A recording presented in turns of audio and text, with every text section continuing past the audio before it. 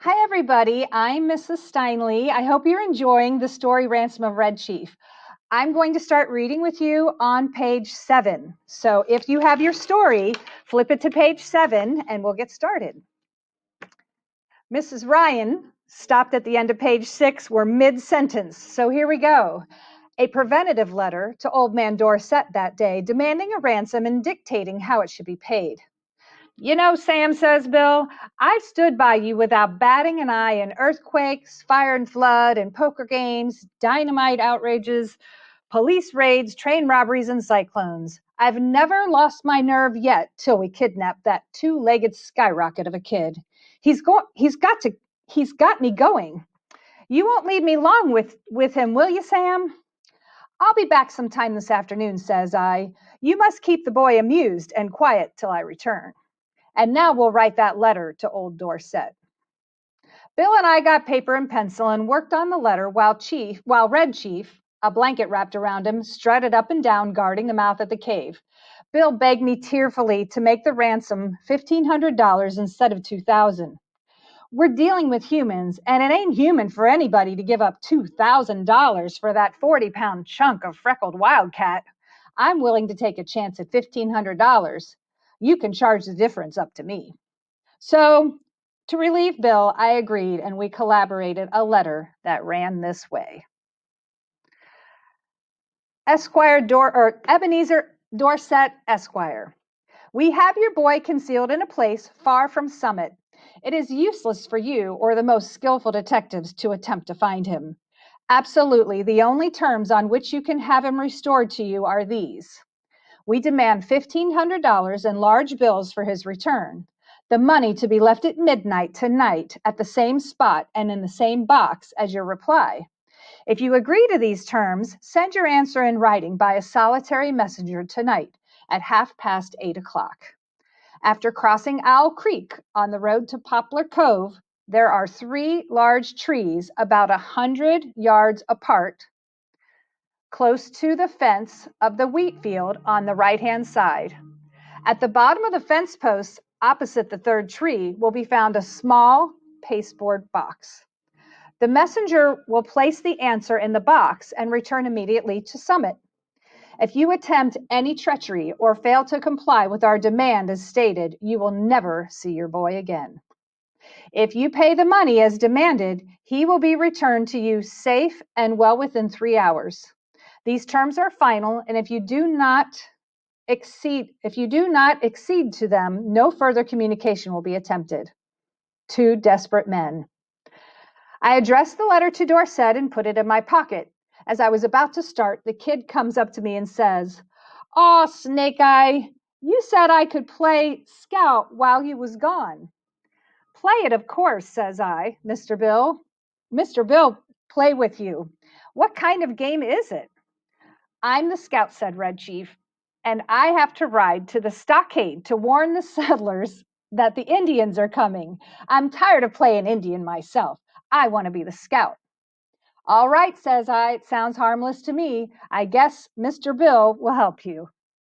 "What am I to do?" asked Bill, looking at the kid suspiciously. "You are the hoss," says Scout. "Get down on your hands and knees. How can I ride to the stockade without a hoss?" "You better keep him interested," said I, till we get the scheme going. Loosen up." Bill gets down on all fours, and a look comes in his eye like a rabbit's when you catch it in a trap. "How far is it to the stockade, kid?" he asked in a husky manner of voice. 90 miles, said the Black Scout, "and you have to hurry to get there on time." "Whoa now!" Scout jumps on Bill's back and he digs his heels in his side. "For heaven's sake," says Bill, "hurry back, Sam, as soon as you can. I wish we hadn't made the ransom more than 1,000.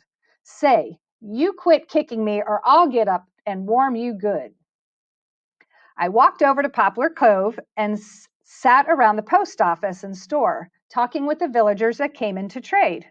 One fella says that he hears Summit is all upset on account of Elder Ebenezer Dorset's boy having been lost or stolen. That was all I wanted to know. I bought some smoking tobacco, referred casually to the price of black-eyed peas, posted my letter surreptitiously, and came away. The postmaster said the mail carrier would come by in an hour to take the mail on to Summit. When I got back to the cave, Bill and the boy were not to be found. I explored the vicinity of the cave and risked a yodel or two, but there was no response. So I lit my pipe and sat down on a mossy bank to await developments. In about half an hour, I heard the bushes rustle, and Bill waddled out into the glade in front of the cave. Behind him was the kid, stepping softly like a scout with a broad grin on his face.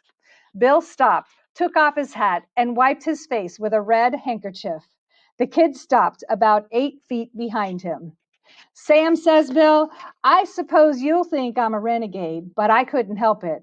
The boy is gone. I have sent him home. All is off. No one has ever subjugated to such supernatural tortures as I have been. I tried to be faithful to our plan of attack, but there came a limit. What's the trouble, Bill? I asks him. I was rode, says Bill, the 90 miles to the stockade, not barring an inch. Then, when the settlers was rescued, I was given oats. Sand ain't a palatable substitute. And then, for an hour, I had to try to explain to him why there was nothing in holes, how a road can run both ways, and what makes the grass green. I tell you, Sam, a human can only stand so much. I takes him by the neck of his clothes and drags him down the mountain. On the way, he kicks my legs black and blue from the knees down, and I've got 2 or 3 bites on my thumb and hand. But he's gone, Bill continues, gone home. I showed him the road to Summit and kicked him about 8 feet nearer there than one kick. I'm sorry we lose the ransom, but it was either that or Bill Driscoll to the madhouse. Bill is puffing and blowing, but there's a look of supreme peace and growing content on his rose-pink features. Bill says I, there isn't any heart disease in your family, is there? No, says Bill, nothing chronic except malaria and accidents. Why? Then you might turn around, says I, and have a look behind you. Bill turns and sees the boy and loses his complexion and sits down plump on the ground and begins to pluck aimlessly at grass and little sticks. For an hour, I was afraid for his mind, and then I told him that my scheme was to put the whole job through immediately and that we would get the ransom and be off with it by midnight if old Dorset fell in with our proposition. So Bill braced up enough to give the kid a weak sort of a smile and a promise to play the Russian and Japanese war with him as soon as he felt a little better. I had a scheme for collecting that ransom without danger of being caught by counterplots that ought to commend itself to professional kidnappers.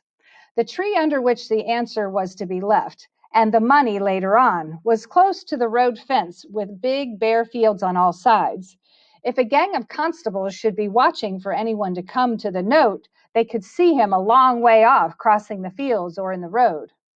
But no siree, at 8:30, I was up in the tree, as well hidden as a tree toad, waiting for the messenger to arrive. Exactly on time, a half-grown boy rides up the road on a bicycle, locates the pasteboard box at the front of the fence post, slips a folded piece of paper into it, and pedals away again back towards Summit. I waited an hour and then concluded the thing was square. I slid down the tree, got the note, slipped along the fence till I struck the woods, and was back at the cave in another half an hour. I opened the note, got near the lantern, and read it to Bill. It was written with a pen and with a pen in a crabbed hand, and the sum and substance of it was this. I'm stopping here, so you'll have to click on the next video to read the end of the story. Hope you're enjoying it.